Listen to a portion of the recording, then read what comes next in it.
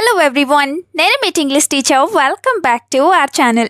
I hope everyone is doing well. ఈరోజు కూడా మీ అందరి కోసం మరొక యూస్ఫుల్ వీడియో. ఈ వీడియోలో అయితే పిల్లలకి సంబంధించిన సెంటెన్సెస్ ఉండబోతున్నాయి. పిల్లలు సరిగ్గా చదవనప్పుడు అలాగే సరిగ్గా తిననప్పుడు ఏదో ఒకటి చెప్తూ ఉంటారు కదా. సో ఈ వీడియోలో ఆ సెంటెన్సెస్ అన్నింటినీ ఇంగ్లీష్లో ఈజీగా ఏ విధంగా చెప్పాలో క్లియర్గా కొన్ని ఎగ్జాంపుల్స్తో ఇప్పుడైతే చూసేద్దాం. సో మీరైతే వీడియోని ఎక్కడ స్కిప్ చేయకుండా చివరి వరకు చూడడానికి ట్రై చేయండి. వీడియో కనుక మీకు యూస్ఫుల్గా అనిపిస్తే మర్చిపోకుండా ఒక లైక్ చేయండి. ఎందుకంటే మీరు చేసే ఈ లైక్ ద్వారా ఈ వీడియో మరికొంతమందికి రికమెండ్ అవుతుంది. So please like this video and also subscribe to English teacher for more such videos. ఇప్పుడైతే ప్రీవియస్ వీడియోలో నేను మిమ్మల్ని 2 క్వశ్చన్స్ అడిగాను కదా, వాటి యొక్క ఆన్సర్స్ని చూసేద్దాం. ఫస్ట్ వన్ ఈజ్ గ్రహణం.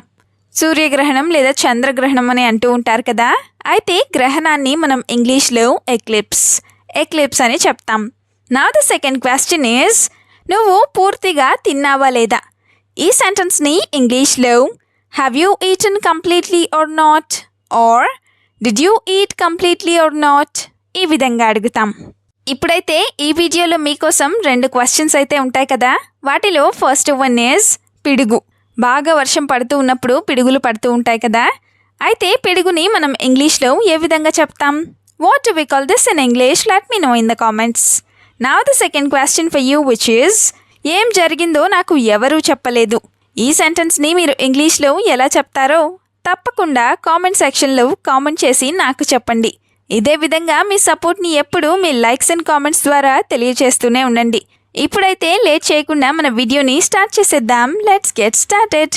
Sentence number 1 of this video is నిద్ర లేచి 1 గంట చదువు. పిల్లలకి ఇలా చెప్తూనే ఉంటారు కదా. సో దీన్ని ఇంగ్లీష్లో wake up and study for an hour or you wake up and study for an hour ఈ విధంగా చెప్తాం. స్టడీయింగ్ ఫర్ అన్ అవర్ అంటే 1 గంట సేపు చదవటం అని. For example, if you wake up early in the morning and read for a while, you will remember everything you read. If you wake up early in the morning and read for a while, you will remember everything you read. అంటే నువ్వు గనక ఉదయాన్నే నిద్రలేచి కాసేపు చదివినట్లయితే నీకు చదివినవన్నీ చక్కగా గుర్తుంటాయి అని. Now the example number 2 of this sentence is start this work from today or you start this work from today. అంటే నువ్వు ఈ పనిని ఈ రోజు నుంచే మొదలుపెట్టు అని. సెంటెన్స్ నెంబర్ 2 ఈజ్ నీ మీద చాలా కంప్లైంట్స్ వస్తున్నాయి. పిల్లల మీద స్కూల్లో ఎక్కువగా కంప్లైంట్స్ వస్తూ ఉన్నప్పుడు ఇలా అంటూ ఉంటారు కదా. సో దీన్ని ఇంగ్లీష్లో many complaints are coming on you. Many complaints are coming on you ఈ విధంగా చెప్తాం.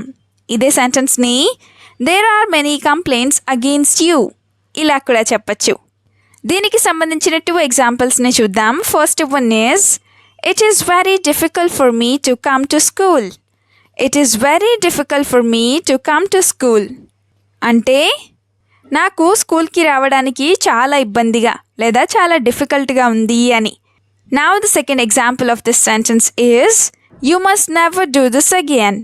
You must never do this again అంటే నువ్వు ఎప్పుడు కూడా ఇలా అస్సలు చేయకూడదు అని, లేదా నువ్వు ఎప్పుడు ఇలా మళ్ళీ అస్సలు చేయకు అని.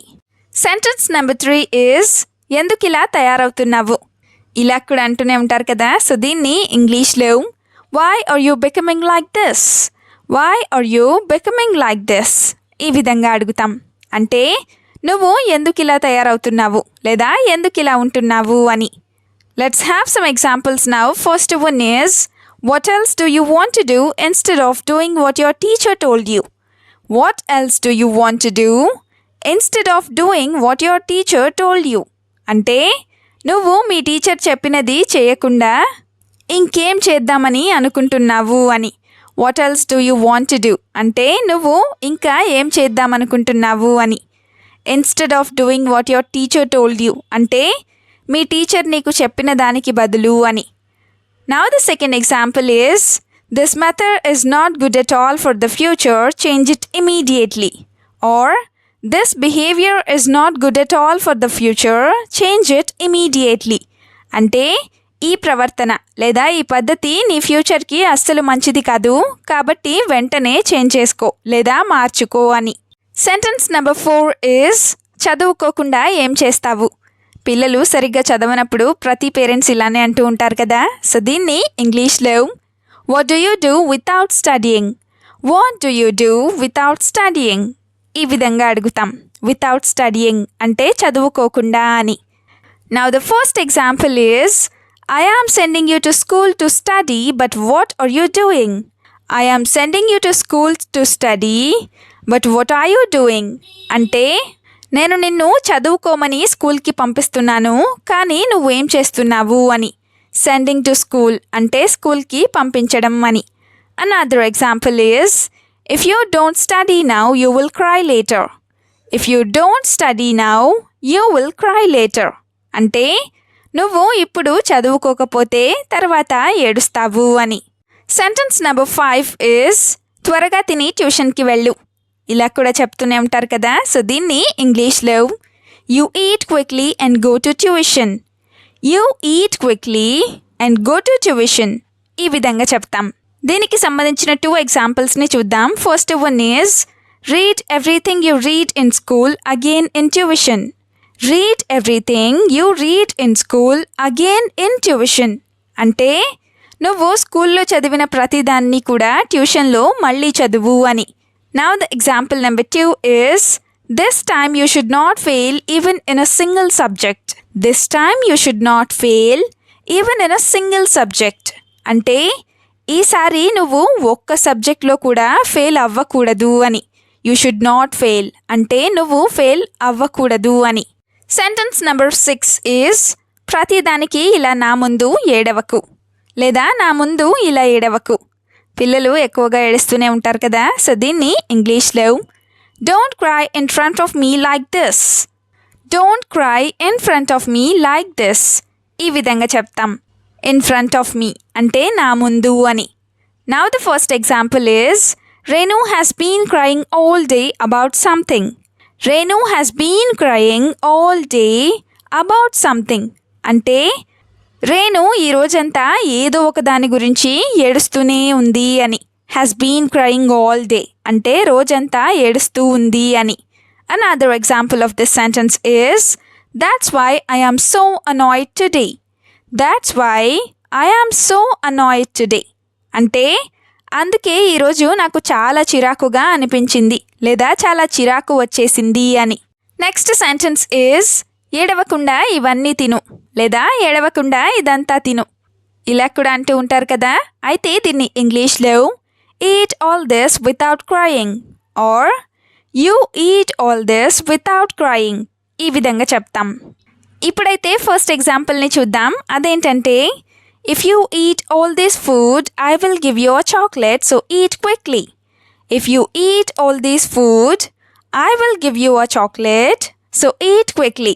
అంటే నువ్వు గనక ఈ ఫుడ్ అంతా లేదా ఇదంతా తినేసినట్లయితే నేను నీకు ఒక చాక్లెట్ ఇస్తాను, కాబట్టి త్వరగా తిను అని. ఇప్పుడు సెకండ్ ఎగ్జాంపుల్ని చూద్దాం. I have cooked for you that you like all this, so eat well. I have cooked for you that you like all this, so eat well. అంటే నీకు ఇవన్నీ ఇష్టమని నేను నీకోసం వండి పెట్టాను, కాబట్టి నువ్వు చక్కగా తిను అని. నా ద లాస్ట్ సెంటెన్స్ ఈజ్ ఇన్ని రోజులు రాయకుండా ఏం చేశావు. పిల్లలు వర్క్ చేయనప్పుడు ఇలా అడుగుతూ ఉంటారు కదా. సో దీన్ని ఇంగ్లీష్లో what did you do without writing for so many days. What did you do without writing for so many days ఈ విధంగా అడుగుతాం. ఫర్ సో మెనీ డేస్ అంటే ఇన్ని రోజులు అని. Now the first example is now how do you complete all this work in 1 day. Now how do you complete all this work in 1 day అంటే ఇప్పుడు నువ్వు ఈ వర్క్ అంతా లేదా ఈ హోంవర్క్ అంతా ఒక్క రోజులో ఎలా కంప్లీట్ చేస్తావు లేదా ఎలా పూర్తి చేస్తావు అని. Another example is eat these snacks and start writing quickly. Eat these snacks and start writing quickly అంటే నువ్వు ఈ స్నాక్స్ అన్నీ తిని త్వరగా రాయటం మొదలుపెట్టు అని. వీడియోని ఎండ్ వరకు చూసినందుకు థ్యాంక్ యూ సో మచ్. వీడియోలో ఉన్న సెంటెన్సెస్ అన్నీ తరచూ ప్రాక్టీస్ చేస్తూ ఉన్నట్లయితే You will become a better and fluent English speaker. ఈ వీడియో మీకు ఏ విధంగా అనిపించిందో మీ ఫీడ్బ్యాక్ని మాత్రం తప్పనిసరిగా కామెంట్ సెక్షన్లో కామెంట్ చేసి చెప్పండి. We'll meet you again with the useful and interesting video. Until then, keep learning, keep practicing and keep supporting Tinglish Teacher. Have a good day. Bye bye.